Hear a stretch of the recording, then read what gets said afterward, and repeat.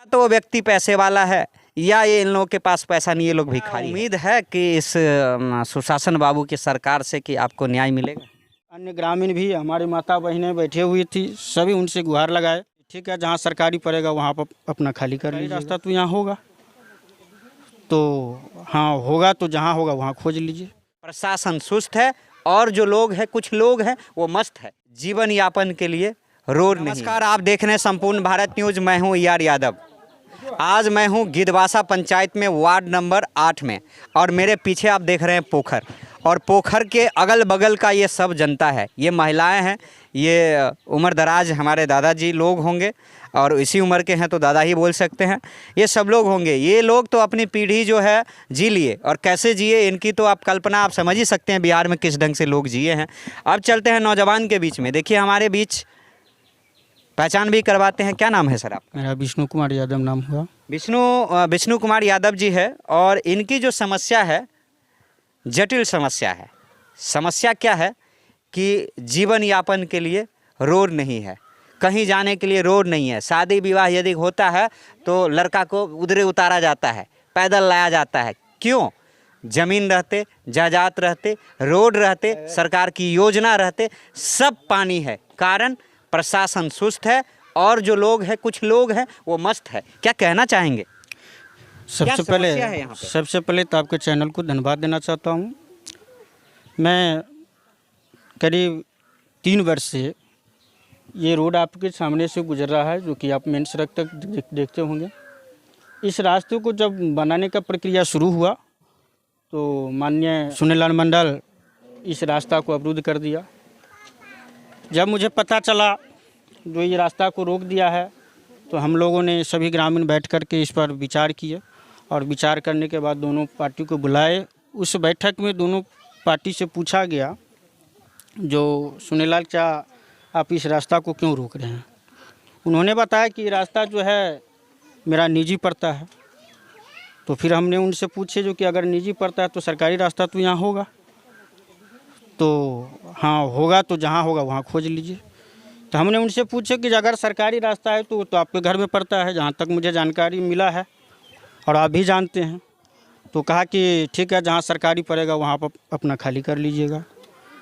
तो हमने उनसे फिर गुहार लगाई कि आपका जो घर जो पड़ता है, जो बीच रास्ता पर पड़ता है, जो 20 कड़ी ज़मीन है और 18 धूर रकबा में पड़ता है, तो उनसे पूछे कि जो आपका घर पड़ जाएगा तो आपको क्षति ज़्यादा हो जाएगा। तो आप इससे रिक्वेस्ट किए, हाथ जोड़ करके उनसे विनती किए कि आप जो है जो रास्ता अभी है वही चल रहने दीजिए, क्योंकि ये तो कई वर्षों से यातायात चालू है। इनको कहने के बावजूद भी सभी ग्रामीण भी उनसे गुहार लगाए। हमारे पिता तुल्य श्रीमान रासलाल मंडल जी के द्वारा भी उनको गुहार लगाया गया, और अन्य ग्रामीण भी हमारी माता बहनें बैठे हुई थी, सभी उनसे गुहार लगाए, लेकिन ये एक भी नहीं सुनने का प्रयास किया।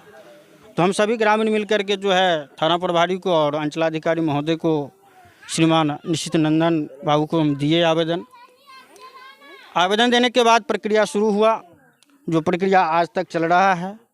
लेकिन सिर्फ हमको आश्वासन ही मिला।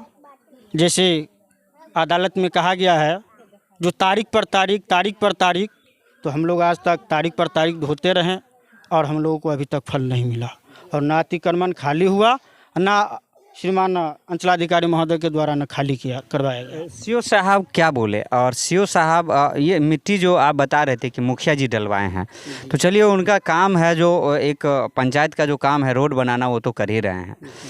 क्या मुखिया जी भी बेबस हैं? जी मुखिया जी भी बेबस है।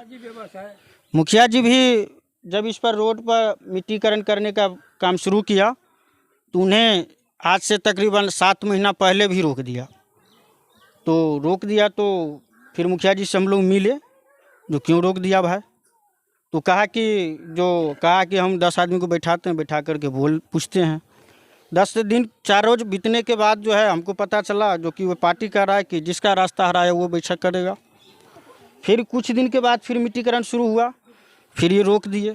फिर मुखिया जी से मिले, जो हमारे चाचा श्री बराबर उनसे जाते थे, पूछते थे, तो उनको क्या कहे नहीं कहे स्पष्ट आपको बताएंगे। सीओ साहब जो लास्ट आपको नोटिस दिए हैं जी, तो क्या उम्मीद है कि इस सुशासन बाबू की सरकार से कि आपको न्याय मिलेगा?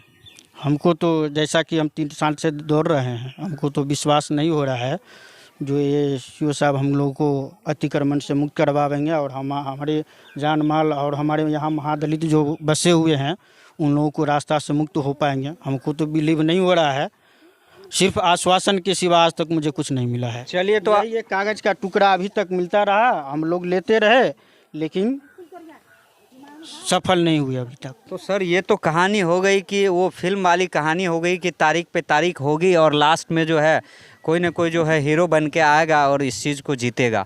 तो क्या आने वाले समय में ये जो पीछे आप जनता देख रहे हैं ये जो है हीरो बनेगा? इसकी आवाज़, इसकी जो ताकत है वो हीरो बनेगा इस रास्ते में? जैसे अभी हमारे माता बहनें और हमारे बुजुर्ग पितातुल जो खड़े हैं, अगर ऐसे ही हमारे साथ देते रहेंगे तो मैं इस जंग को मैं पूर्ण रूप से विश्वास के साथ करना चाहता हूं कि इस जंग को मैं जीतने का प्रयास करूंगा। अब देखिए कुछ माताएं से मैं बात करना चाहूँगा। कहै छियै कि अहाँ जे ये चलै छियै आ रोड पर जाइ छियै दिक्कत होइए बड़? हाँ दिक्कत होय है, बड़ दिक्कत है। हाँ तब लोग रास्ता पे रखो जे है, देखो दिखते का रास्ता पे रखो जे है, उतर जाइए बिहुती कन्या रोहने उतर जाइए बड़ थाल में तक जाइ छी।